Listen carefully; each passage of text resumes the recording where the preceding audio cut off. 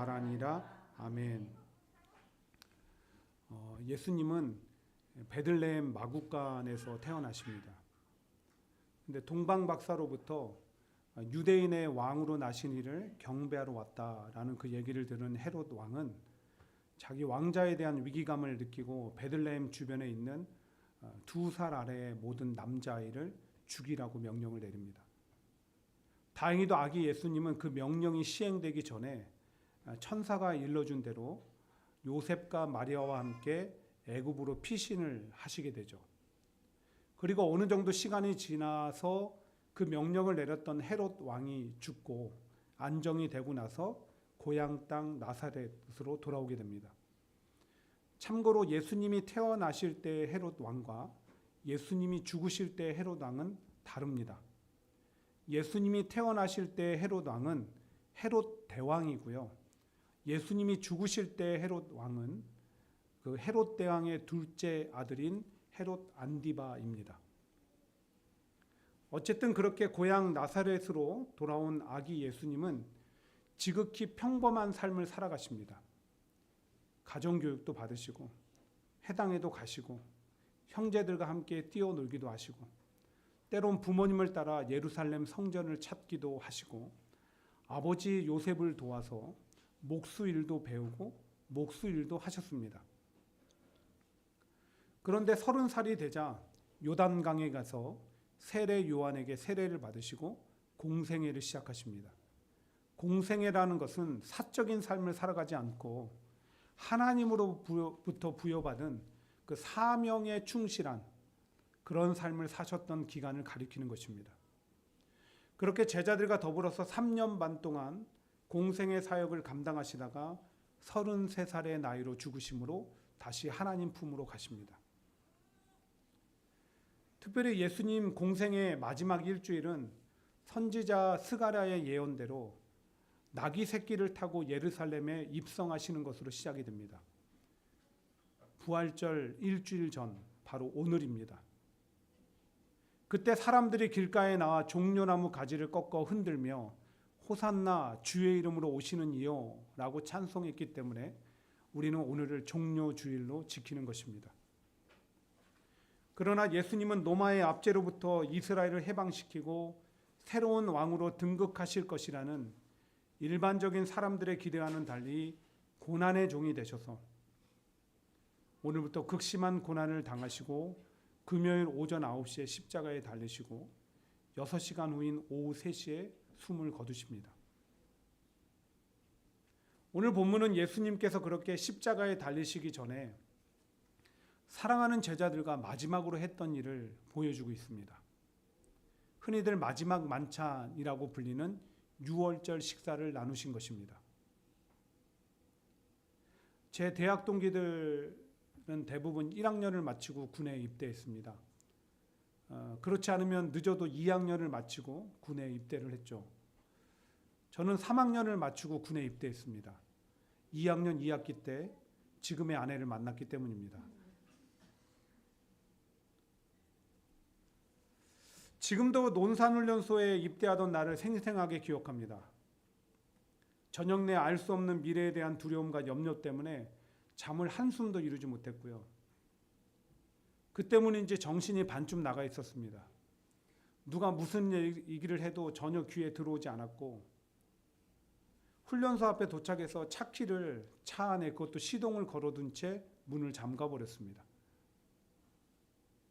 겨우 문제를 해결하고 훈련소 앞에 있는 식당에 가서 식구들과 마지막 식사를 나눴는데 그때 마지막으로 나눴던 그 식사가 불고기 전골이었습니다. 세상에서 가장 맛없는 식사였습니다. 불고기 전골 자체가 맛이 없었던 게 아니라 제가 느끼는 심리적인 압박감 때문에 그 음식이 그렇게 맛이 없게 느껴졌습니다. 예수님도 십자가를 지셔야만 하는 운명을 다 알고 계셨기 때문에 엄청난 심리적 압박을 느끼고 계셨을 것입니다. 그렇게 굳이 식사 자리에 갖지 않으셔도 되는데 식사 자리를 제자들과 가지신 것은 특별히 배가 고파서도 먹을 것을 좋아해서도 제자들과 이별하는 시간을 갖고자 하심도 아니었습니다. 제자들에게 자신의 십자가 죽으심의 의미를 다시 한번 깨우쳐주고 알려주기 위해서 가지신 것입니다.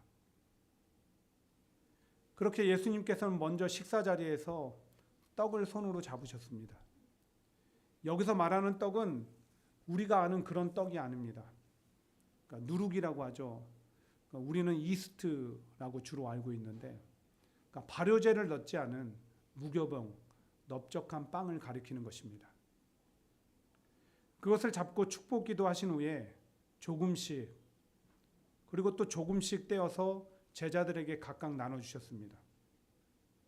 그리고 이렇게 말씀하셨습니다. 받으라, 이것은 내 몸이니라. 여러분, 저 보잘것없는 저 빵이 왜 예수님의 몸이 된다는 것이죠? 이것은 상징적인 것입니다. 이제 곧 예수님께서는 제사장들이 보낸 사람들과 로마 군인들에 붙잡혀 고난을 당하실 것입니다.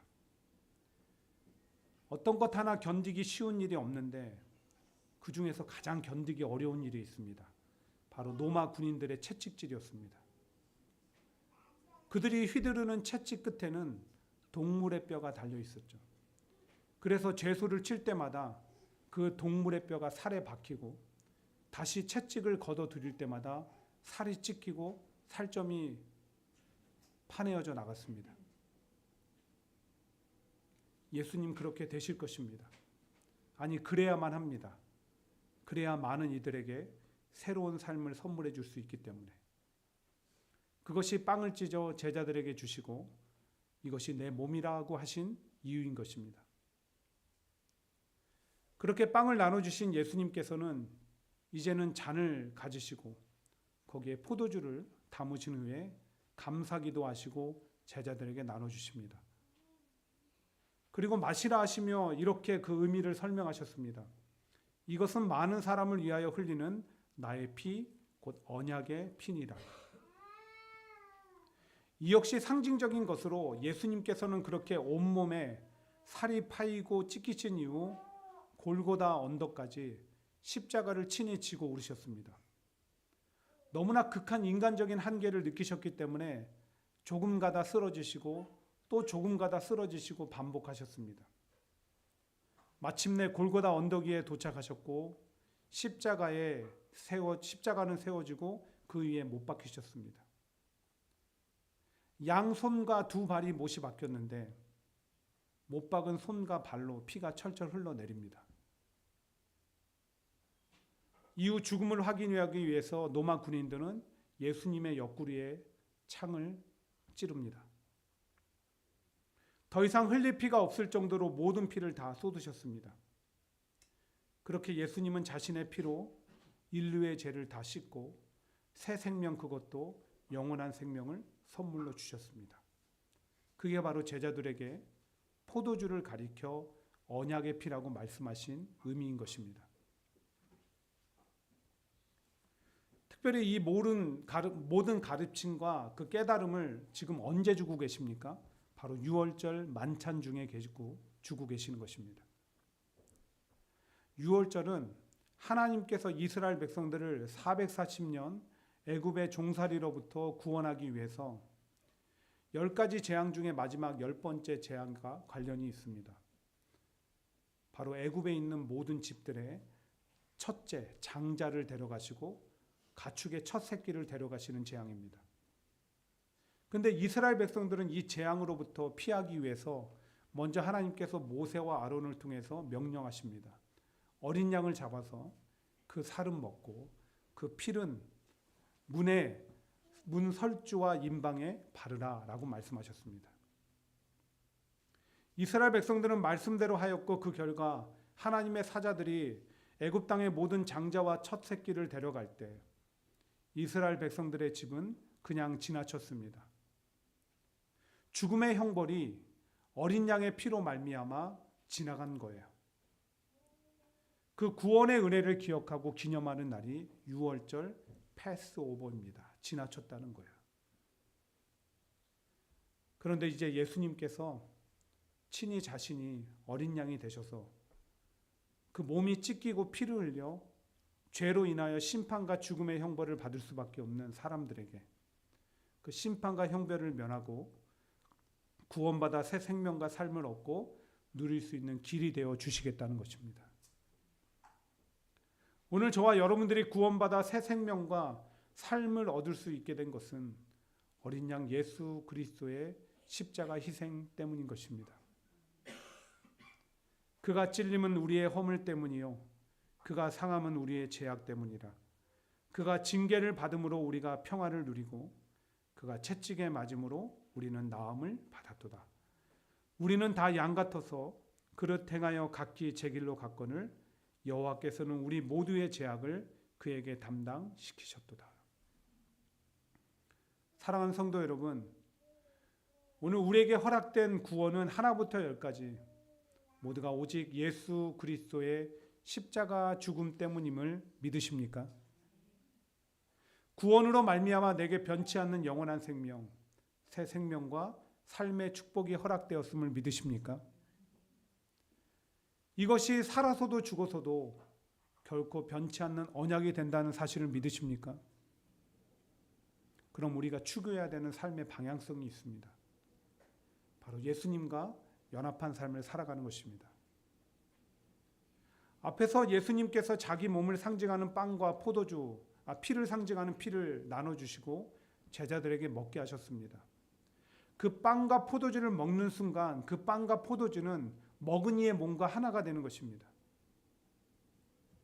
마찬가지로 우리가 예수님의 찢기심과 피 흘리심으로 구원받았다면 이제 우리는 내가 원하는 대로, 세상이 원하는 대로가 아니라 오직 예수님과 하나가 되어 그분이 원하시는 삶을 살아가야 하는 것입니다.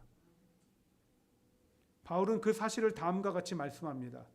그가 모든 사람을 대신하여 죽으심은 살아있는 자들로 하여금 다시는 그들 자신을 위하여 살지 않고 오직 그들을 대신하여 죽었다가 다시 살아나시는 이를 위하여 살게 하려 함이라.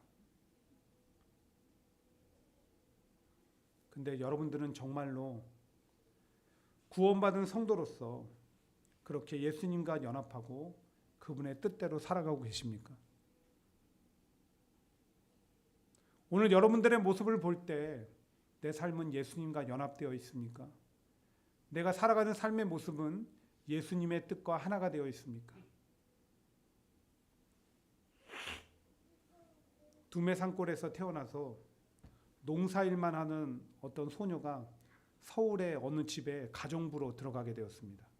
저 산골에서 태어나서 평생 살다가 이제 성인이 돼가지고 서울의 부잣집에 가정부로 들어간 거예요. 이 소녀는 첫날부터 그 집 마당에 가득한 풀을 보면서 걱정이 태산이었습니다. 3일째 되던 날 주인이 외출하고 집에 아무도 없을 때 주인한테 칭찬받을 일을 해야 되겠다 생각을 하고 마당에 가득한 풀을 뽑기 시작했습니다. 얼마나 그 뿌리가 깊은지 새꼬챙이로 힘써 일하다 보니까 손에 물집이 생기고 온몸이 땀으로 흠뻑 젖었습니다. 그래도 멈추지 않았고 오후 늦게 주인이 집에 돌아오기 전에 겨우 일을 마치게 됩니다. 당연히 이 소녀는 주인에게 칭찬을 받을 줄 알았습니다. 그런데 주인은 자기 눈앞에 펼쳐진 광경을 보면서 지금 내가 보는 것이 맞는지 의심했습니다. 왜냐하면 정성스럽게 가꾼 잔디가 다 뽑혀졌기 때문입니다. 그리고 칭찬을 들을 줄 안 이 소녀는 주인에게 심한 꾸중을 들었습니다. 산골에서 자란 소녀에게 잔디는 그저 뽑아 버려야 될 풀에 불과했던 것입니다. 그러니까 산골 문화와 도시 문화의 충돌에서 일어난 일이죠. 오늘날 구원받은 이후로 여전히 예전 삶의 모습과 습관을 버리지 못하고 그대로 살아가는 성도들이 있습니다. 예전에 즐기던 세상 문화를 버리지 못한 채 그대로 즐기며 살아가는 성도들이 있습니다. 예수님과 연합하여 그 뜻대로 살아가야 하는데 반대로 자기 생각과 뜻대로 살아가며 꾸중들을 일만 하는 성도들이 있습니다. 한마디로 어린 양 예수 그리스도의 십자가 희생과 은혜로 구원받았다라는 자랑은 있는데 은혜에 응답하는 모습이 없는 것입니다. 새 생명과 삶을 얻었다는 지식적인 이해는 있는데 그 새로운 생명과 삶 속에 담아내야 되는 변화는 없는 것입니다. 왜 그럴까요? 왜 그럴까? 오늘 본문으로 한번 다시 돌아가 보십시오. 빵과 포도주를 가지사 자신의 죽음에 대한 의미와 가치를 가르쳐 주신 예수님께서는 이어 제자들에게 이렇게 말씀하십니다. 너희가 다 나를 버리리라. 아니, 예수님이 죽으신다는 사실조차도 우리가 받아들이기 힘든데 그때 예수님을 지킬 제자가 단 한 명도 없다. 이 사실은 제자들에게 가히 충격적이었습니다. 그리고 제자들 중에 가장 다혈질이고 성격 급한 베드로가 참지 못하고 이렇게 말을 합니다. 다 버릴지라도 나는 그리하지 않겠습니다. 다 버릴지라도 나는 그렇게 하지 않겠습니다. 예수님, 여기 있는 저 녀석들이요, 다 예수님 버리고 또 나가도 저는 그럴 사람 아닙니다. 이렇게 얘기한 거예요. 그러자 예수님께서 베드로에게 말씀하십니다. 닭이 2번 울기 전에 네가 3번 나를 부인하리라. 그 말씀에 더욱 흥분한 베드로가 힘주어 말합니다. 내가 주와 함께 죽을지언정 주를 부인하지 않겠나이다. 그러나 여러분 잘 아시는 것처럼 불과 몇 시간 후에 베드로는 예수님과 함께 고난을 받지도 죽지도 않았습니다. 오히려 그 고난과 죽음이 두려워 예수님을 부인했고 심지어 저주하며 부인했습니다. 예수님 말씀하신 그대로 된 것입니다. 이를 통해서 우리는 구원받은 성도들이 변화된 삶을 살아가지 못하는 이유를 발견합니다. 그것은 바로 자신이 얼마나 연약한 존재인 것을 모른다는 것입니다. 그 연약함 때문에 작은 상황과 환경 변화에도 당황하고 세상이 주는 위협에 두려워하며 작은 유혹도 이기지 못하면서 나는 강하다고 착각하며 살아갑니다. 자기 연약함 때문에 예수님을 따르지 못하면서 예수님 따르는 길 어렵다라고 핑계만 댑니다. 그런데 그 연약함 중에서도 가장 연약한 것은 의지입니다. 그래서 우리가 흔히 쓰는 말이 있습니다. 작심삼일이다. 근데 놀라운 사실은 성도의 의지는 작심삼일도 가지 못한다는 것입니다. 예배와 말씀을 통해 예수님과 연합하여 살며 삶의 변화를 결단하고 교회당을 나가면서 주차장에서 싸웁니다. 성도들끼리. 기관 모임과 회의 시간에 언성을 높이고 자기 주장을 하기 바쁩니다. 집에 가는 차 안에서 부부싸움을 하고 아이들과 갈등합니다. 심지어 성찬식을 한 그날 아무렇지도 않게 술잔을 기울입니다. 이런 모습이 이제는 놀랍지도 않게 많은 성도들 가운데 나타나고 있습니다. 그러면서 자신은 언제든지 예수님을 선택하고 따르고 헌신할 수 있다고 말을 합니다. 하지만 정작 그때가 되면 내가 언제 그랬냐는 식으로 돌변을 하죠. 그런 점에서 오늘 본문 속의 이 베드로의 모습은 오늘을 살아가는 많은 성도들이고 우리의 모습을 대변하고 있는지도 모릅니다. 근데 사랑하는 성도 여러분, 베드로의 연생은 그렇게 끝나지 않았습니다. 베드로는 변화되었어요. 그는 한 번 설교할 때마다 3,000명, 5,000명씩 회개시키는 놀라운 주의 종, 사도가 되었습니다. 성전 앞 안징뱅이를 일으키는 능력의 종이 되었고요. 무엇보다 그 어떤 권력자 앞에서, 아니 그 권력자가 어떤 또 다른 위협을 가한다 할지라도 예수님을 나의 주인으로 고백하고 예수님을 향한 그 믿음과 신앙을 고백하는데 주저하지 않게 되었습니다. 약하고 겁과 두려움이 많아 예수님을 따르기보다 저주하며 부인했던 베드로는 어떻게 이렇게까지 변화될 수 있었던 것일까? 요한복음 21장에 보시면 부활하신 예수님이 베드로를 찾아오시죠. 그리고 내가 나를 사랑하느냐 물으신 후에 내 양을 먹이라, 내 양을 치라, 내 양을 먹이라 말씀하시고 그리고 나를 따르라 말씀하십니다. 전에 베드로의 모습은요, 자기 생각, 감정, 의지를 앞세우는데 너무 열심히 했어요. 근데 이제는 예수님과 그분이 하신 말씀을 붙들고 의지하며 순종하기를 힘썼습니다. 그러자 변화가 나타난 거예요. 예수님과 그분의 말씀으로 인해서 그는 더 이상 비겁하고 연약한 자가 되지 않았습니다. 더욱 강하여졌고 겁과 두려움에 지배당하지 않았던 거예요. 누구를 통해서? 예수님과 그분의 말씀을 통해서. 그런 베드로가 또다시 한번 흔들렸던 적이 있습니다. 성경의 외경 가운데 베드로 행전이라고 있습니다. 거기에 보면 이런 얘기가 전해져 내려오고 있죠. 어느 날 베드로가 노마에서 복음을 전하다가 핍박이 너무나 거세고 또 죽음의 위협이 강하게 느껴져서 혼자 노마 성문 밖으로 빠져나와 걷고 있었습니다. 근데 예수님이 자기도 외면한 채 휙 반대편 노마를 향해서 가시는 거예요. 그 예수님을 보면서 깜짝 놀라서 베드로가 이렇게 물었습니다. 코바디스 도미네. 라틴어로 주여 어디로 가시나이까? 그러자 예수님이 베드로를 향해서 내가 버린 노마로 가서 십자가를 지려고 한다라고 말씀하셨습니다. 베드로가 정신이 바짝 들어서 다시 노마로 돌아가서 복음을 전하다가 순교를 하는데 내가 감히 예수님과 같이 죽을 수 없다라고 하며 십자가에 거꾸로 매달려 죽게 됩니다. 무엇이 베드로를 이렇게 담대하게 했던 것일까요?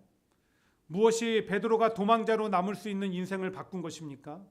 예수님과 그분의 말씀을 붙들었을 때입니다. 사랑하는 성도 여러분, 우리의 의지, 생각, 감정 그 모든 것 약합니다. 그것만으로 예수님과 연합하여서 변화된 삶을 살아내지 못합니다. 예수님을 붙들 때, 그분의 말씀을 붙들고 순종할 때 예수님이 그리고 그분의 말씀이 나를 변화시키는 것입니다. 오늘부터 다시 부활하사 오늘도 살아서 우리와 함께 하시는 그 예수님을 바라보시기 바랍니다. 예수님을 붙드십시오. 그분의 말씀에 순종하기를 힘쓰십시오. 놀라운 변화가 우리 안에 나타나게 될 줄 믿습니다. 그런데 우리가 구원받은 성도로서 변화된 삶을 살기 위해서 예수님과 그분의 말씀을 붙드는 것 못지않게 중요한 것이 있습니다. 그것은 바로 성령의 충만함을 입는 것입니다. 실제로 베드로뿐만 아니라 모든 제자들이 변화되어서 훗날 위대한 사도가 될 수 있었던 것은 오순절 마가 다락방에서 성령의 임재와 충만함을 입었기 때문입니다. 그와 동일하게 구원받은 성도가 정말로 변화되어서 다른 삶을 살아가려면 동일하게 성령의 충만함을 입어야 됩니다. 성령은 이미 약속대로 우리 가운데 오셨고요. 그리고 구원받은 성도들 가운데 내재하고 계십니다. 문제는 우리 가운데 성령의 충만함이 필요하다는 거예요. 그 성령님이 내 안에 충만해지기를 날마다 우리는 기도해야 되는 것입니다. 그럼 성령의 충만함을 입고 이는 곧 내 안에 역사하는 능력이 되어서 내가 예수님을 따르고 그 뜻에 순종함으로 행하며 변화된 삶을 살아낼 수 있게 되는 거예요. 스트롱맨이라는 제목의 어떤 그림이 있었다고 합니다. 그 그림을 보면 한 남자가 아파트 2층 난간 위로 피아노를 들어 올리는 모습을 하고 있는 거예요. 아마 그 누구도 자기 머리 위로 피아노를 들어 올린다는 상상을 하지 않을 것입니다. 얼마든지 우리는 피아노의 무게를 짐작해 볼 수 있기 때문에. 근데 그 그림을 자세히 들여다보면 이 남자가 머리 위로 피아노를 그렇게 들어 올릴 수 있는 비결이 보인다고 합니다. 그 피아노에 2개의 선이 달려져 있고 그 선은 아파트 옥상에 있는 크레인과 연결되어 있다는 거예요. 사실은 이 사람이 들어 올린 게 아닙니다. 크레인이 들어 올렸고 이 사람은 그 밑에서 받치고 있기만 한 거예요. 그와 같이 성도는 자기 힘과 의지로 살아가는 존재가 아닙니다. 성령의 충만함으로 살아가는 존재이라는 거예요. 성령이 충만할 때 그 성령이 나를 하나님께로 이끄는 것이고, 더 기도하는 삶으로, 말씀을 보는 삶으로, 전도하는 삶으로, 순종하고 헌신하는 삶으로, 감사하는 삶으로 이끌어 주는 거예요. 내가 가는 게 아니에요. 내가 가는 게 아니고 나는 이끄심 받는 거예요. 그렇게 성령 충만과 구원받은 성도의 변화된 삶은 결코 분리할 수 없는 것입니다. 특별히 성령 충만은 기도와 분리될 수도 없습니다. 처음 성령이 임하고 120명 성도들이 성령 충만을 입은 것도 그들이 함께 기도하는 가운데 이루어졌습니다. 예수님도 분명히 이렇게 약속하셨습니다. 너희가 악할지라도 좋은 것을 자신에게 줄 알거든 하물며 너희 하늘 아버지께서 구하는 자에게 뭐라고 하십니까? 성령을 주시지 않겠느냐. 이번 고난주간 새벽기도회가 성령 충만을 힘입는 시간이 되기를 바랍니다. 성령 충만을 힘입는 기회가 되길 바랍니다. 그 성령은 우리 삶의 변화뿐 아니라 놀라운 능력까지도 선물해 줄 줄 믿습니다. 말씀을 맺습니다. 목회를 하다 보면 돌잔치, 백일잔치, 결혼식처럼 정말 기쁜 잔치 가운데 예배 인도하러 부르심 받을 때도 있습니다. 근데 반면에 장례식을 인도하러 갈 때도 있고 장례식에 참석하러 갈 때도 있습니다. 제가 지금까지 목회 오면서 가장 슬펐던 장례식이 있습니다. 2살 여자아이의 장례식이었습니다. 부모의 눈에는 눈물이 마르지 않았고 참여한 모든 조문객들이 함께 울었던 장례식입니다. 이렇게 자녀를 먼저 떠나 보낸다는 것은 부모에게 너무나 슬픈 일입니다. 꼭 나이가 어려서만이 아닙니다. 장성한 자식이라 할지라도 자식이 먼저 떠나면 부모는 그 자식을 가슴에 묻고 평생 가슴을 치며 살아갑니다. 그런데 하나님 아버지는 하나밖에 없는 아들 예수님을 십자가 죽음 가운데로 내모셨습니다. 온몸이 갈기갈기 찢기고 모든 피를 쏟을 때까지 그저 묵묵히 눈물만 흘리며 지켜보셨습니다. 더 많은 이들에게 생명과 삶을 선물해 주시기 위해서 그렇게 하신 것입니다. 그렇게 우리 가운데 베푸신 사랑은 위대하시고 주어진 삶과 생명은 고귀하고 아름다운 것입니다. 그래서 새술은 새부대에 담으라는 예수님 말씀처럼 우리에게 허락된 생명과 삶 속에 우리는 날마다 변화라는 것을 담아내야 됩니다. 이는데 연약한 의지나 생각이나 감정으로 되지 않습니다.